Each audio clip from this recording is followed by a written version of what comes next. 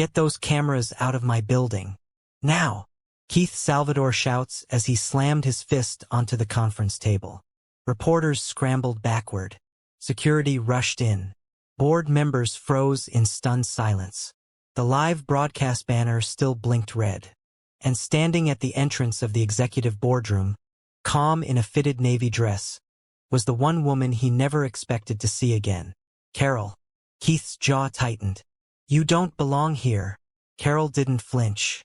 She stepped forward, holding a thin legal folder in one hand and a small boy's trembling hand in the other. The boy avoided Keith's eyes. Carol, one of the board members whispered nervously, "This is a closed shareholder session." She ignored him. Her gaze never left Keith. "I'm not here for the shareholders," she said evenly. "I'm here because you're about to introduce your adopted heir to the world without knowing the truth." The room shifted. Keith's voice turned cold. "You have exactly 10 seconds before I have you removed." She placed the folder on the polished table. "You should read this first." Silence swallowed the room. Keith didn't move. He refused to give her the satisfaction. 3 years ago, he had divorced her publicly, ruthlessly, blaming her for the one thing he believed she had denied him, an heir. He had told the press she was incompatible with his future. He had told her, privately, "If you can't give me a legacy, you have no place beside me." Now she stood here like a ghost refusing to disappear. "I don't have time for your games," he said. "It's not a game," she replied softly. "It's DNA." The word hit harder than the shattered glass. A murmur rippled across the board. Keith laughed once, short, dismissive. "You're insane." "Am I?" she asked. The boy shifted closer to her. Keith's eyes flickered toward him involuntarily. Those eyes, dark, sharp, familiar. He had noticed it the first day they met at the adoption center. The resemblance unsettled him. He told himself it was coincidence. He told himself a lot of things. "Security," Keith snapped. Carol's voice cut through. "If you remove me, I release it publicly." That stopped him. The room stilled again. "You wouldn't dare." She met his stare. "Try me." If you love high-stakes billionaire drama filled with secrets, betrayal, and shocking twists, make sure you subscribe right now, hit that like button, and stay with this story until the very end, because what Keith is about to discover will change everything. The board chairman cleared his throat. "Perhaps we should take 5 minutes." Keith's pride warred with logic. Finally, through clenched teeth, he said, "Everyone out." Reluctantly, the room emptied. Cameras shut off, doors sealed. Now it was just the 3 of them. Keith turned to her slowly. "You have exactly 1 minute." Carol opened the folder and slid a document across the table. He didn't touch it. "Read it." "I don't take orders from you." "You should this time." He finally picked it up. His eyes scanned the page, then froze. Probability of paternity, 99.9%. He blinked, looked again, looked at her. "This is a fabrication. It's certified." "That's impossible." "No," she said quietly. "It's not." His hand trembled, barely noticeable. "He's adopted." "Yes." "Through a private agency." "Yes." "My legal team vetted everything." "Yes." "And you're telling me," his voice lowered dangerously, "that the child I adopted as a strategic heir is biologically mine?" The words felt absurd. Carol nodded once. "You donated sperm in college," she said. "You told me about it. You said it was just for money." "Forgotten." His breath shortened. Memories resurfaced. Financial struggles, student debt, signing papers without reading deeply. "That was decades ago," he muttered. "And that sample was used by a woman who later died. Her son entered the system." Keith looked at the boy again. The same stubborn jaw. The same intensity in his stare. The same habit of clenching his fists when nervous. His stomach twisted. "No," he whispered. Carol's voice broke slightly for the first time. "You divorced me because you believed I couldn't give you a child." His face hardened defensively. You couldn't. She swallowed. I protected you. Silence. What? The infertility diagnosis was yours, Keith. His eyes flashed. That's a lie. I switched the reports. The air seemed to leave the room. You what? I couldn't watch your pride shatter. I knew what your company meant to you. Your image. Your empire. If the board knew you were infertile, you had no right. I had every reason. She snapped, emotion finally cracking through. I loved you. The word echoed. He stared at her like she'd spoken a foreign language. You let me believe it was you, he said slowly.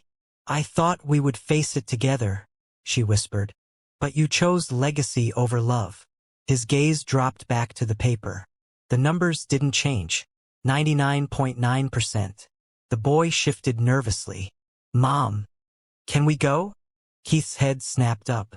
Mom. The word struck deeper than the DNA result. The boy wouldn't look at him. Carol, Keith said, voice tight. You expect me to accept this without question? No, she said calmly now. I expect you to test it yourself. He stared at the child. What's your name? He asked. The boy hesitated. Carol squeezed his shoulder gently.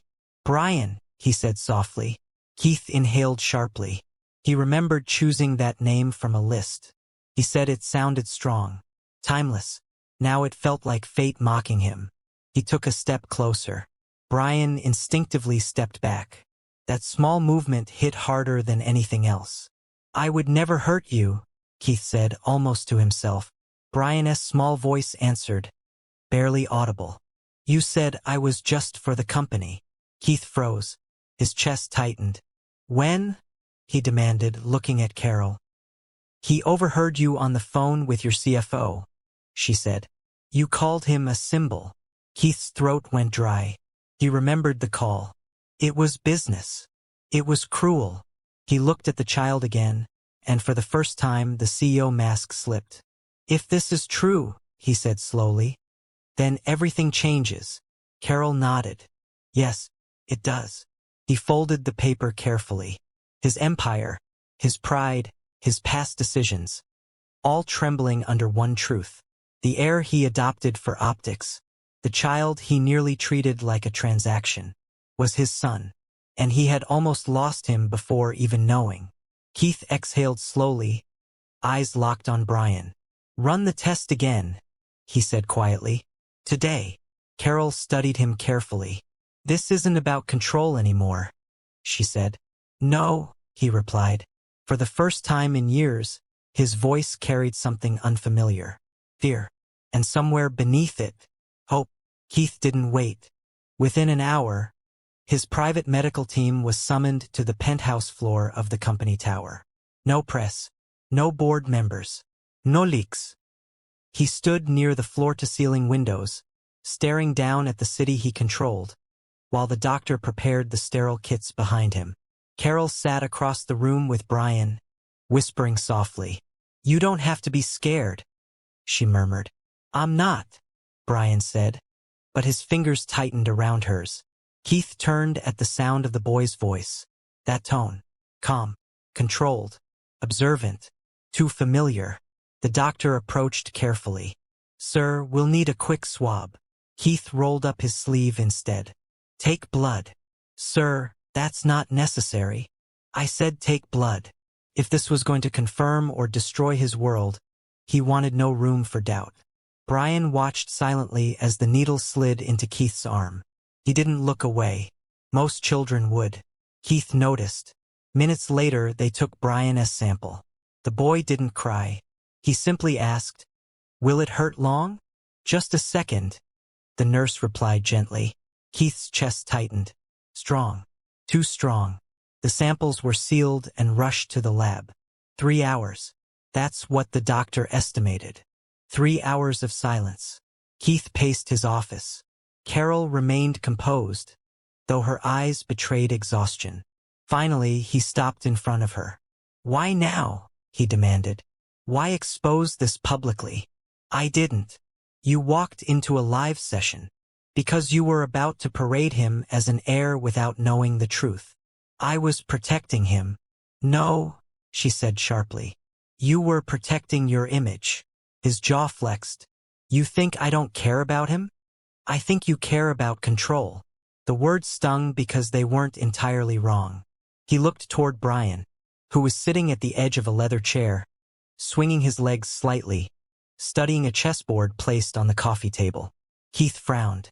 Who taught you chess? He asked. Brian glanced up cautiously. I learned online. Keith stepped closer. Show me. Carol watched carefully. Brian arranged the pieces swiftly. Keith mirrored him. 3 moves in, Keith paused.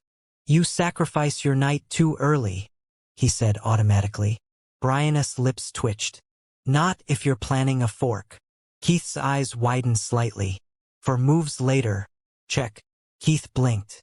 He hadn't lost a match in years. Carol saw it. The resemblance wasn't just physical. It was strategic, calculated, instinctive. The room fell into a different kind of silence. Keith slowly reset the board. You did that deliberately. Brian shrugged. You looked distracted. Keith almost smiled.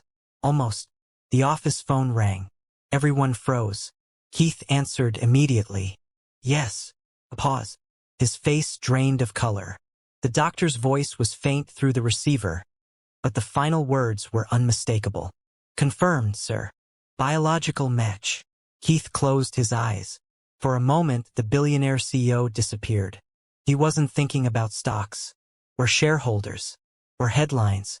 He was thinking about a college dorm room, about signing forms without reading them, about accusing Carol of failure, about standing in a courtroom 3 years ago and saying, she cannot give me a future. His voice cracked slightly as he said, thank you, and hung up. Carol didn't ask. She already knew. Keith turned slowly toward Brian. The boy stared back, uncertain.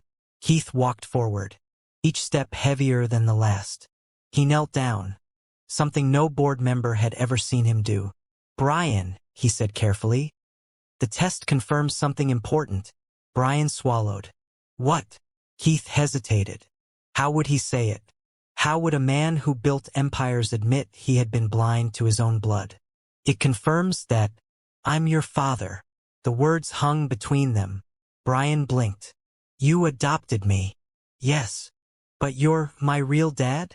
Keith nodded slowly. Yes. Brian looked at Carol. She gave him a small, reassuring nod. Silence. Then the boy asked the question that shattered Keith more than anything else. Did you know before? Keith shook his head immediately. No. I didn't know. Brian studied him carefully. You said I was for the company. The reminder burned. Keith inhaled deeply. I said something foolish. Something I regret. Do you regret adopting me? Brian asked quietly. The vulnerability in that small voice tore through the last of Keith's pride. No, he said firmly. Never. Brian searched his face for deception. Keith didn't look away. After a long pause, Brian nodded once. But he didn't move closer. He wasn't ready. Keith stood slowly. His phone buzzed again. This time it wasn't the doctor. It was the board chairman. He answered. We need to speak immediately, the chairman said. There are rumors circulating. Keith's eyes darkened. What rumors? Someone from the lab talked. Carol stiffened. Impossible, case Muttard. DNA confirmation is trending internally. If this leaks publicly before we control the narrative, it could destabilize the stock. Keith's CEO instincts snapped back into place. I'll handle it. He hung up. Carol crossed her arms. You see? This is what I meant. He turned to her sharply. You think I care about the stock right now? I think you've always cared about it first. The accusation lingered. He didn't answer. Instead, he walked to the window again. The city looked different now. He wasn't just responsible for shareholders. He was responsible for a child. His child. Behind him, Brian spoke softly. Does this mean I have to go on TV? Keith turned immediately. No. The answer came without hesitation. No cameras. No announcements until you're ready. Carol watched him closely. That wasn't the Keith she remembered. The old Keith would have called a press conference already. His phone buzzed again. This time, a message from his CFO. Emergency board vote scheduled. They want to discuss succession stability. Keith's jaw tightened. They're circling, he muttered. Carol's expression hardened. They'll try to use this. They won't. You can't control everything. He looked at her. I can control this. He walked back to Brian. I owe you an apology, he said quietly. Brian tilted his head slightly. For treating you like strategy instead of family. Brian hesitated, then asked, Are you going to send me away? The question stunned him. Why would you think that? Because when people don't want things anymore, they send them away. Keith felt something crack open inside him. He crouched again, lowering himself fully to the child's level. I will never send you away. The words were steady, unwavering. Carol's eyes shimmered slightly, though she remained silent. For the first time, Brian stepped half a step closer. Not fully, but enough. Keith stood. He looked at Carol. This isn't over. She nodded. I know. Outside the office, executives were already whispering. Inside the tower, alliances were forming. The billionaire who built his empire on control had just discovered fate had outmaneuvered him. And somewhere deep down, he knew the real battle wasn't the board. It was proving to his own son that he deserved the title of father. If you're still watching, you already know this story is just getting started. Because the board isn't going to sit quietly while Keith rewrites the future. And what they do next will force him to choose between power and his child. Remain glued to know how it plays out. The emergency board meeting began without him. That was the first sign. Keith walked into the executive conference room to find every seat occupied. Voices already raised. Screens lit with stock projections. The chairman didn't stand to greet him. We had to move quickly, the man said stiffly. Keith closed the door behind him. Without your CEO? Without instability, another board member corrected. Keith took his seat slowly. Explain. The CFO tapped a tablet and projected a live market feed. Internal leak confirmed. DNA verification rumor is spreading through financial circles. Keith's eyes hardened. It's not a rumor. A ripple went through the room. The chairman leaned forward. You're confirming it? Yes. Silence. One woman on the board folded her hands. You secretly adopted a child, then discovered he's biologically yours through an anonymous sperm donation? That is correct. Another member scoffed. This is a public relations nightmare. It's not illegal, Keith replied calmly.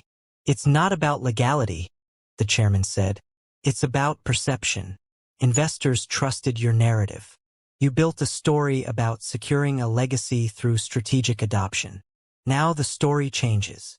Keith's tone sharpened. The story improves. The CFO shook his head. Not necessarily. Questions will surface. Why didn't you know? What else have you hidden?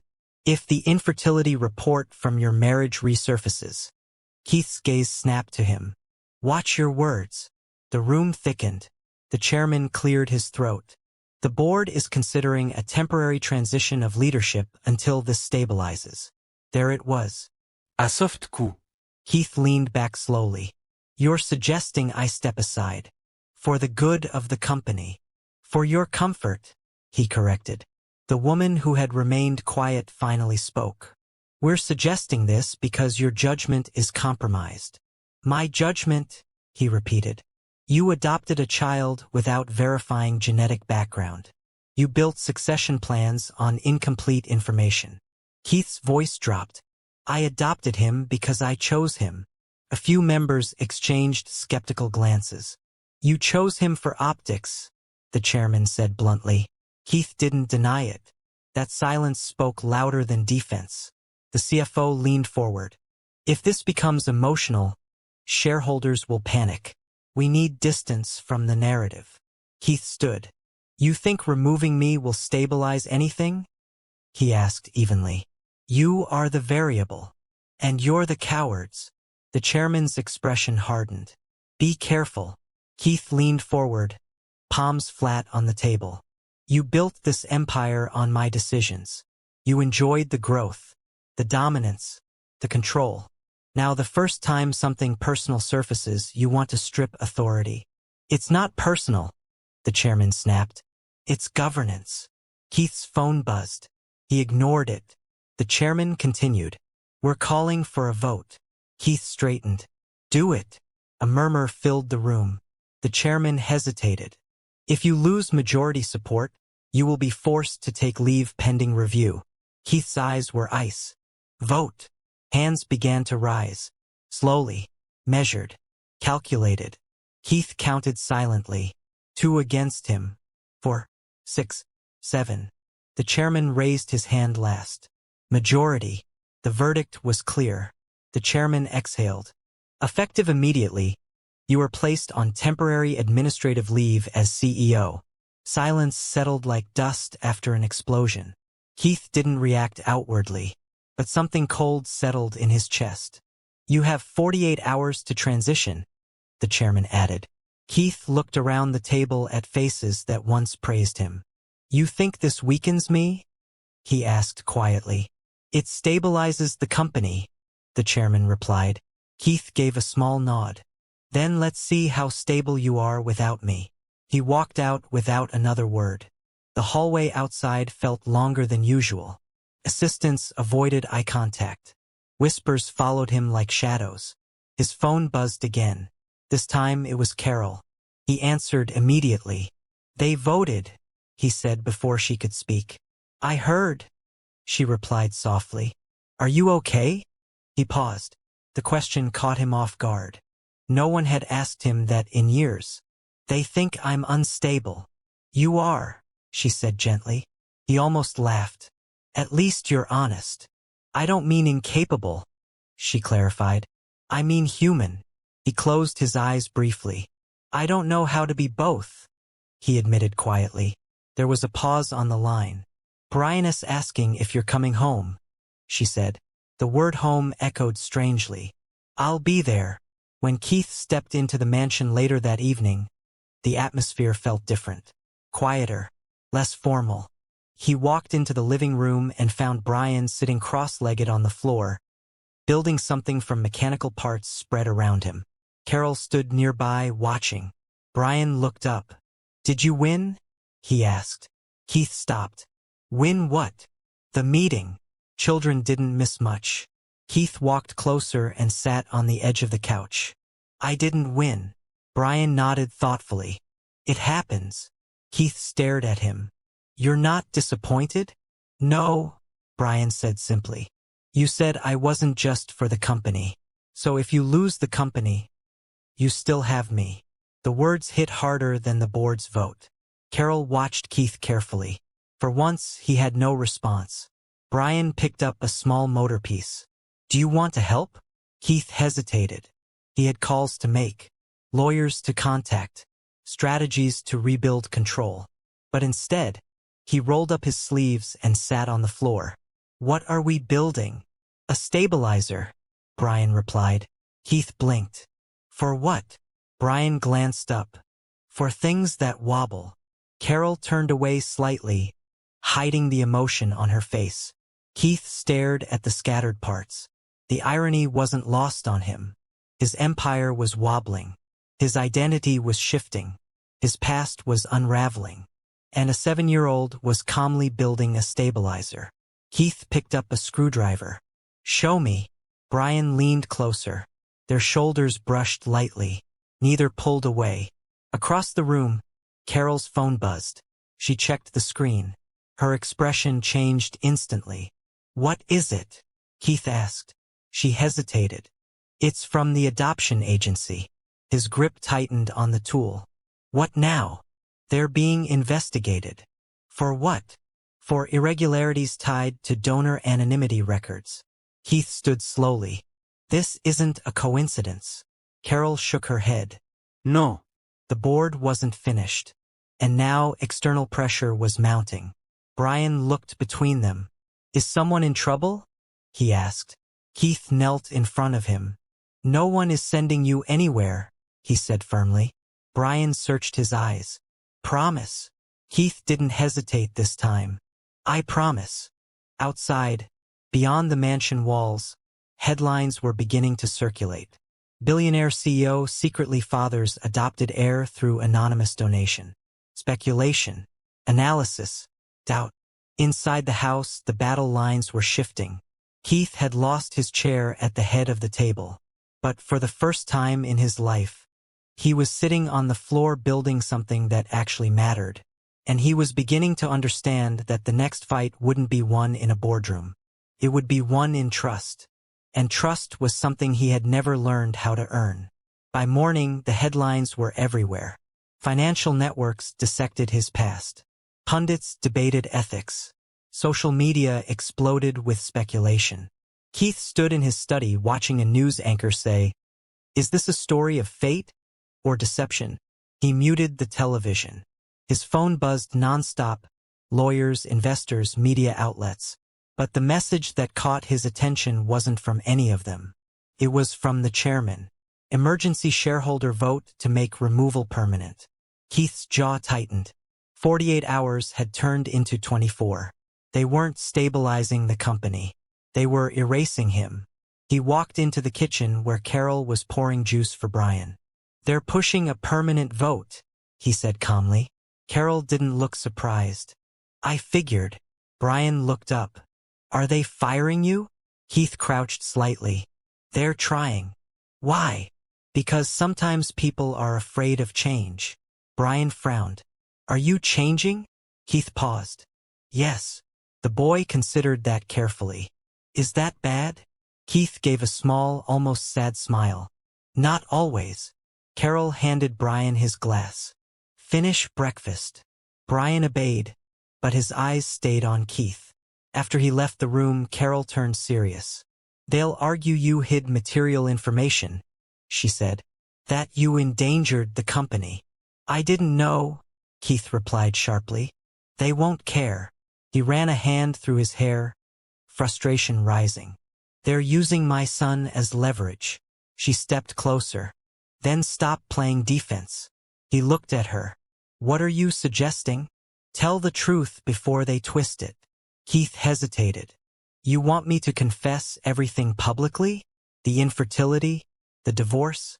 The pride?" "Yes." He stared at her. "That would make me vulnerable." "You already are." Silence settled between them. For years, he had equated vulnerability with weakness. But lately, weakness looked different. It looked like fear of losing his child. His phone buzzed again. This time, it was his lead attorney. "They've secured majority proxy votes," the attorney said. "Unless something shifts, you're out by tomorrow." Keith's mind raced. "What if I call a press conference first?" "It's risky. So is losing control of my company."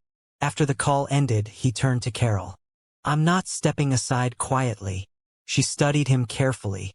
"Make sure you're fighting for the right reason." Before he could answer, the front door opened. One of his security officers stepped in, tense. "Sir, there are reporters outside the gate." "Of course there are," Keith muttered. Carol's phone buzzed. She checked it and froze. "What?" he asked immediately. "It's the adoption agency director." He felt a chill. "Put it on speaker." Carol answered. "Ms. Robinson." The director's voice trembled slightly. "We've received a formal inquiry from your company's board regarding the donor records." Keith's eyes darkened. "They can't access sealed files," Carol said. "They're alleging breach of anonymity protocols. They're trying to invalidate the adoption." Brian's footsteps echoed from the hallway. Keith lowered his voice. "On what grounds?" "They're arguing that if the biological father is the adoptive parent, the process was compromised." Carol's hand tightened around the phone. "That's absurd," she said. "It may be," the director replied nervously. "But they've hired powerful counsel." The call ended. Keith felt fury build slowly and dangerously. "They're attacking my son's legal status," he said, voice cold. Carol nodded. "They're trying to sever inheritance rights." Footsteps approached. Brian stood at the doorway. "Are they talking about me?" he asked quietly. Keith moved toward him instantly. No one is taking anything from you. Brian swallowed. Am I in trouble? Keith knelt in front of him again. You did nothing wrong. Then why are they mad? Because I built a world where power matters more than people. But he didn't say that. Instead, he said, some adults forget what's important. Brian looked uncertain. Are you going to forget? The question pierced him. No, Keith said firmly. He stood and turned to Carol. I'm calling the press. She nodded once. Then don't half say it. Within hours, the mansion's front lawn transformed into a media zone. Cameras, microphones, live feeds. Keith stepped outside alone. Carol watched from the window with Brian beside her. Is he going to yell? Brian asked. No, she said softly. He's going to tell the truth. Keith stood before the sea of reporters. Flashes erupted. Mr. Salvador, did you knowingly conceal paternity? Is your position as CEO secure? Was the adoption a cover-up? He raised a hand. Silence gradually formed. My name is Keith Salvador, he began steadily, and I have built my career on control. The admission caught them off guard. I believed legacy was something you engineer, something you design. Cameras zoomed closer. Years ago, as a struggling college student, I donated sperm anonymously. I never imagined it would matter again. Whispers rippled. I later married a woman who loved me more than I deserved. When we couldn't conceive, I let my pride blind me. Inside the house, Carol's eyes filled. I accused her. I left her. I chose image over intimacy. The crowd was silent now. Recently, I adopted a child for what I told myself were strategic reasons. His voice tightened slightly. But fate doesn't operate on strategy. He paused. The boy I adopted is biologically my son. Gasps erupted. But hear me clearly, he continued. Even if he wasn't, I would still choose him. The sincerity in his voice shifted the energy. I did not manipulate the adoption process. I did not conceal this knowingly. I discovered it as recently as you did. A reporter shouted, Are you stepping down? Keith's gaze hardened. I will not step down for loving my child. Inside, Brian stared at the screen. He said my child, he whispered. Carol nodded. Yes, he did. Outside, Keith continued. If the board believes transparency disqualifies me, they are free to vote. The boldness stunned them. But I will not allow anyone to weaponize my son's existence for corporate maneuvering. The press conference ended without chaos. But inside corporate headquarters, tension exploded. The chairman slammed his hand on the table. He just turned this into a sympathy play. The CFO stared at stock projections. It's not dropping. What? It's stabilizing. The chairman's face darkened. Back at the mansion, Keith walked inside. The air felt different, quieter. He found Brian standing in the foyer. The boy hesitated, then asked softly, Did you mean it? Keith knelt again. Yes. Even if I wasn't yours? He didn't hesitate. Yes. Brian studied him. Then slowly, carefully, he stepped forward and wrapped his small arms around Keith's neck. Keith froze for half a second, then held him tightly. Carol turned away, overwhelmed. But the fight wasn't over. Because across town, the board chairman was already making another call. If we can't remove him for instability, he said coldly, we remove him for breach of fiduciary duty. The war had shifted. It was no longer about reputation. It was about survival. And for the first time in his life, Keith wasn't fighting alone. The lawsuit was filed before sunrise. Keith found out when his attorney called at 5:12 a.m. They've escalated, the attorney said without preamble. The board is accusing you of fiduciary misconduct and concealment of material information. Keith sat upright in bed, fully awake in seconds. On what basis? They're arguing that your anonymous sperm donation created a foreseeable conflict of interest when you adopted. That's absurd. They don't need to be absurd. They need to be plausible. Keith ended the call and walked into the hallway. The house was quiet. For a moment he allowed himself to breathe. Then he heard a soft sound from the living room. Brian was already awake. The boy sat cross-legged on the floor, watching the muted news replay of Keith's press conference. Keith leaned against the doorway. "You're up early." Brian didn't look away from the screen. "They keep talking about you." "I know. Are they going to take me away?" The question came out flat, controlled, like he'd rehearsed it. Keith walked over and turned off the television. No. "They said court. That doesn't mean you're leaving." Brian looked up finally. "You promise?" Keith crouched in front of him. "I promise." He meant it, even if it meant burning down his own empire. Footsteps echoed behind them. Carol entered the room, holding her phone tightly. "They filed," she said quietly. "I know. They're challenging the adoption on ethical grounds." Keith stood. "They won't win. You don't know that." He met her gaze. "They won't." There was something different in his voice now. Not arrogance. Resolve. His phone buzzed again. This time it was a message from the chairman. "We warned you." Keith typed back immediately. "You should have listened instead." By mid-morning, legal teams filled his home office.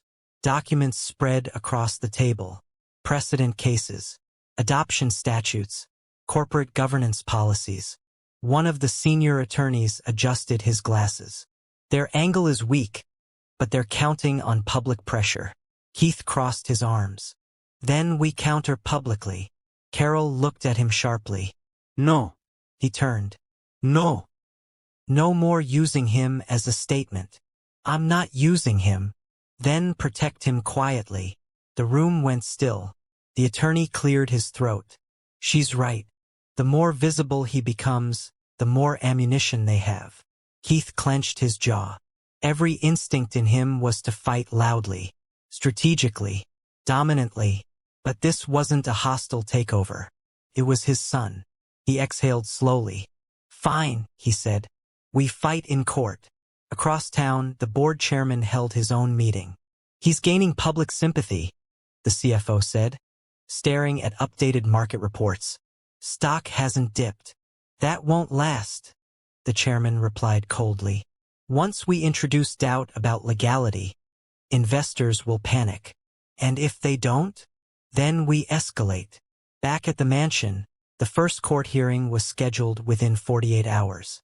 Brian sat at the dining table drawing quietly. Keith watched him for a long moment before speaking. "What are you drawing?" Brian held up the paper. It was a bridge. "This side is you," Brian said, pointing. "That side is me." Keith swallowed. "And the middle? That's trust." Carol looked away, blinking back emotion. Keith sat down beside him. "How do we build it?" he asked softly. Brian thought carefully. "By not leaving when it's hard." The simplicity of it stunned him. "I won't," Keith said. Brian nodded once, accepting the answer for now. Later that afternoon, a black car pulled into the driveway. Keith stepped outside to meet it. The chairman stepped out, uninvited. Carol watched from inside, tension visible. The chairman approached with measured calm. "You've always been brilliant," he began. Keith didn't respond.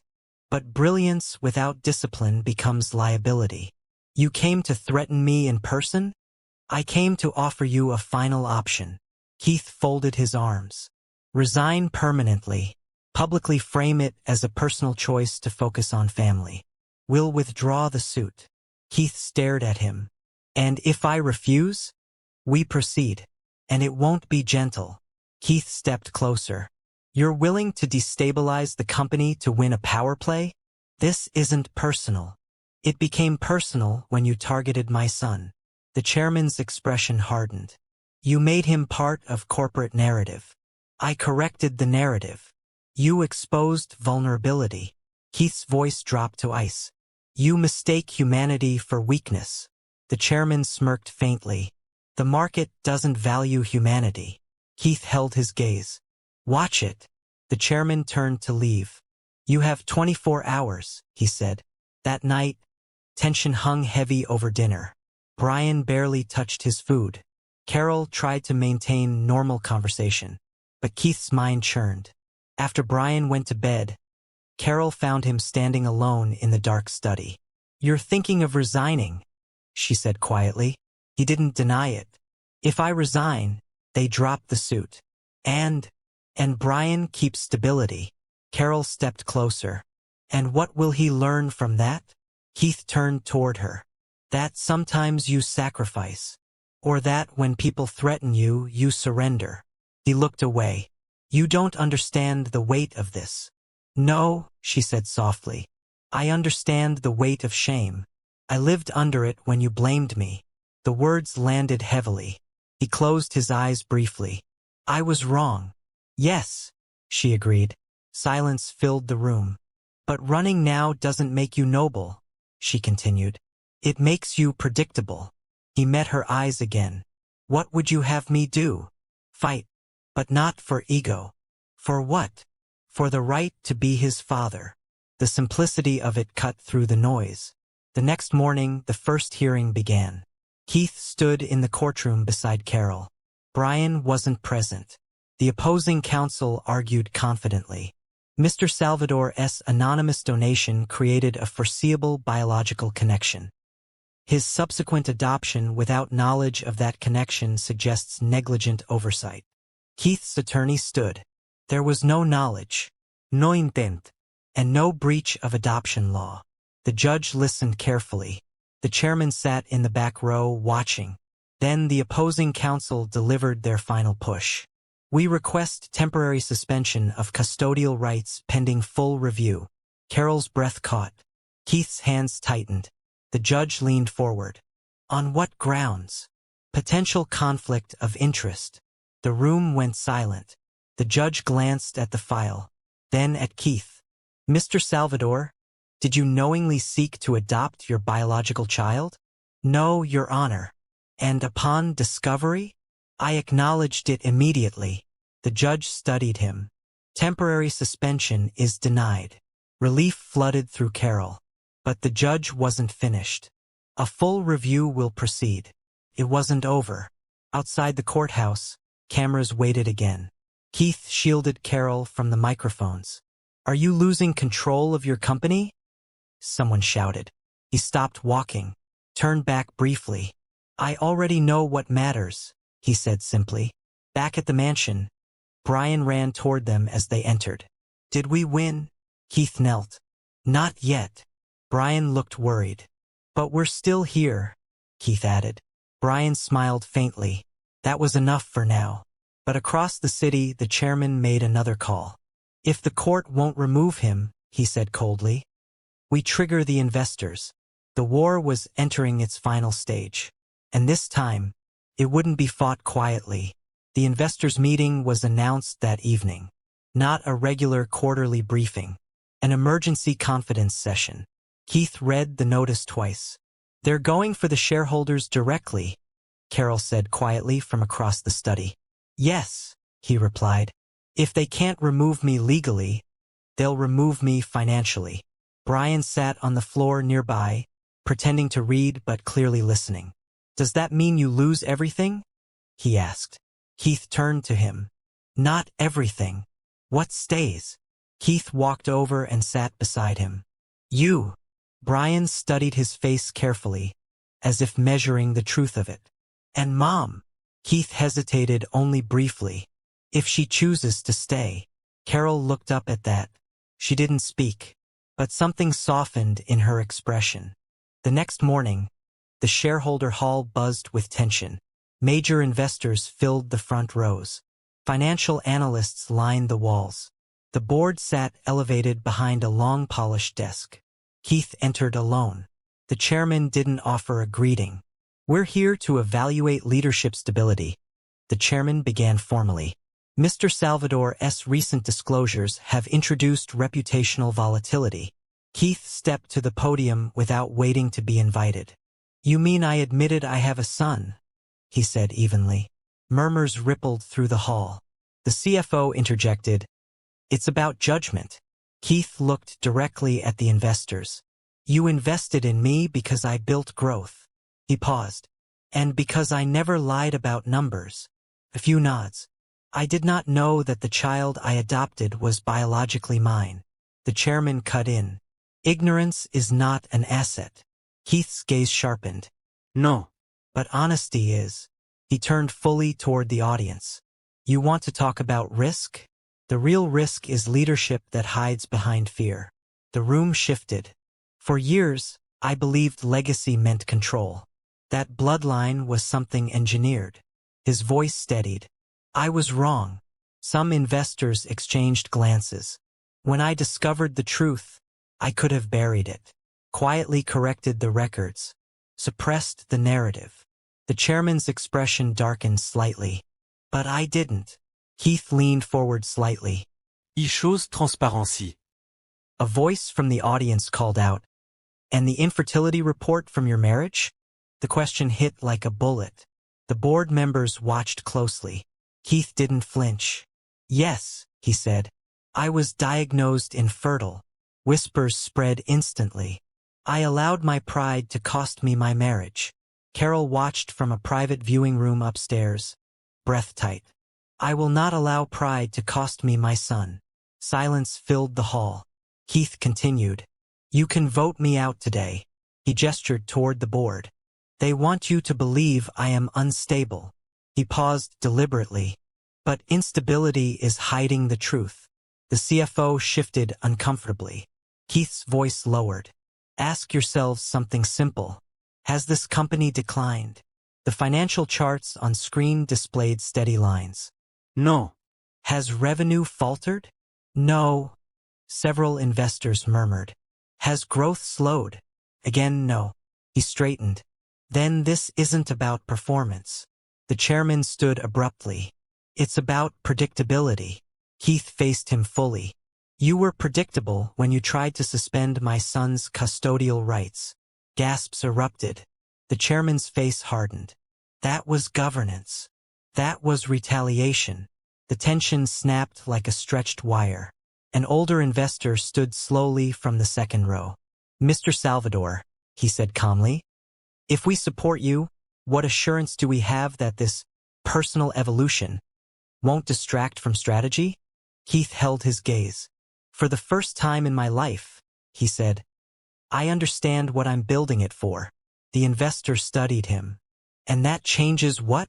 It changes everything. The room went silent again.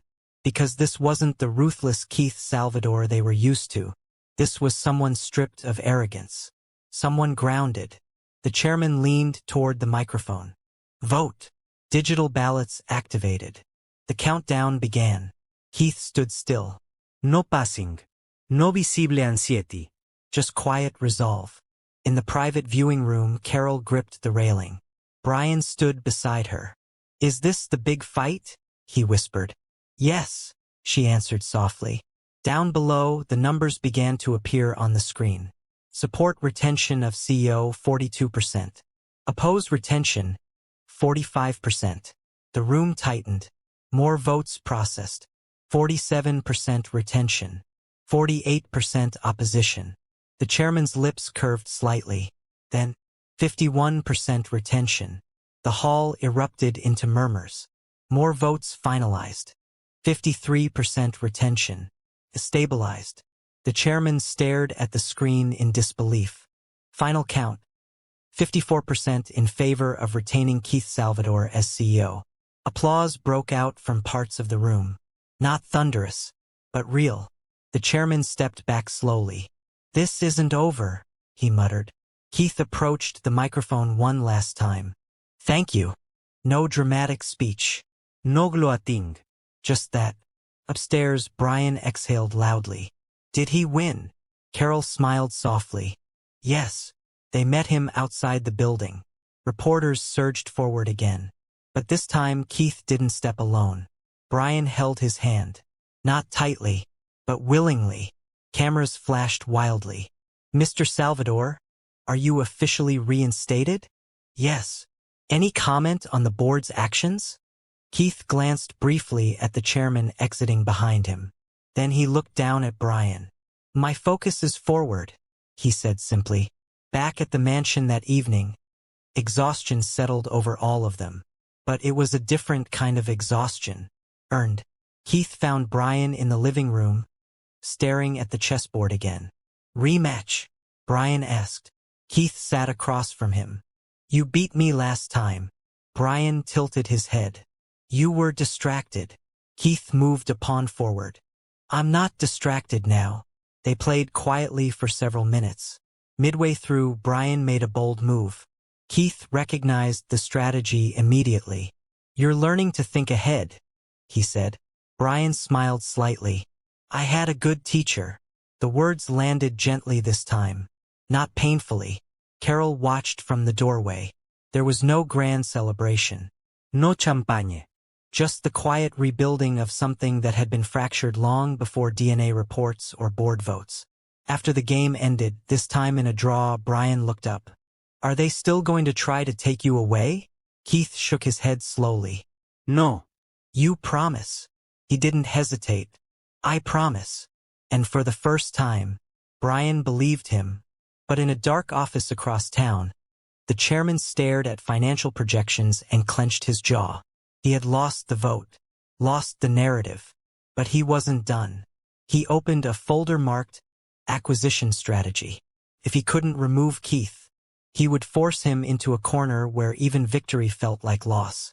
The final move was coming, and it would test not just Keith's leadership, but the strength of the family he was still learning how to protect. The following morning, Keith woke to silence. Brian was still asleep, Carol in the kitchen preparing breakfast. He stood by the window, gazing at the skyline. The city seemed quieter somehow, though the echoes of yesterday's battles lingered. Carol approached, setting a cup of coffee beside him. You look like you didn't sleep. I didn't, he admitted. Too many thoughts. She studied him carefully. About the company? Keith shook his head. About him. About us. About what I nearly lost. Carol nodded, taking a sip of her coffee. You didn't lose him. Not really. I could have, Keith said quietly. If I'd been blind to the truth, if I'd let my pride dictate actions. Carol reached out, touching his hand lightly. Then you learned the right lesson. Brian's small voice interrupted them from the hallway. Dad. Keith turned to see him standing there, hair messy from sleep, clutching a small stuffed animal. I thought you might need me, Keith said softly. Brian's eyes widened slightly. You really mean it? Keith knelt down, eye level with him. I will never leave you. I promise. Brian hesitated, then ran into his arms. Carol watched silently, tears threatening but held back. The calm was fleeting. A message pinged on Keith's phone. From the chairman. If you think you've won, you're wrong. Keith read it slowly, then pocketed the phone. He turned to Brian. Let's have breakfast first. They walked to the table together, a small, fragile sense of normalcy returning. Over eggs and toast? Brian asked. Will they try to take you again? Keith looked at him carefully. They might, but now we know how to fight smart together. Brian nodded. Like a team. Keith smiled faintly. Exactly. Like a team. Later that day, the company's headquarters buzzed with activity. Keith returned to his home office. He touched the edge of the polished table, remembering the tense arguments, the whispers, the silent plotting. It was still his space, still his empire. But now, something else had taken root, a deeper understanding of responsibility. Not just to the company, but to the people who mattered most. Carol entered, quietly. They'll try again. You know that. Keith nodded. Let them. I faced worse and survived. This time, I fight for more than power. She studied him. For family. He smiled, faint but genuine. For family. Brian ran in from the garden, laughing, chasing after a ball. Keith joined him, stepping into the sunlight. The mansion's walls echoed with laughter for the first time in years. Inside, Carol watched them, a smile of relief and quiet pride on her face. Keith lifted Brian into his arms mid-chase. Hold on tight, he said. Brian laughed. I'm not letting go. And he didn't. Not now. Not ever. Because Keith finally understood that some victories weren't won in boardrooms or courtrooms. They were won in moments like this. Moments of trust. Moments of love. Moments of truth. The billionaire CEO had reclaimed more than his company. He had reclaimed his son, his family, and, in doing so, himself. The story isn't just about power, wealth, or control. It's about redemption, discovery, and the ties that money or status can never sever.